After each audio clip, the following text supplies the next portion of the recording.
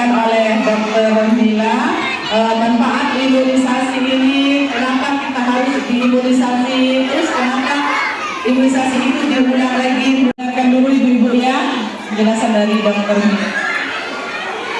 Baik, assalamualaikum warahmatullahi wabarakatuh.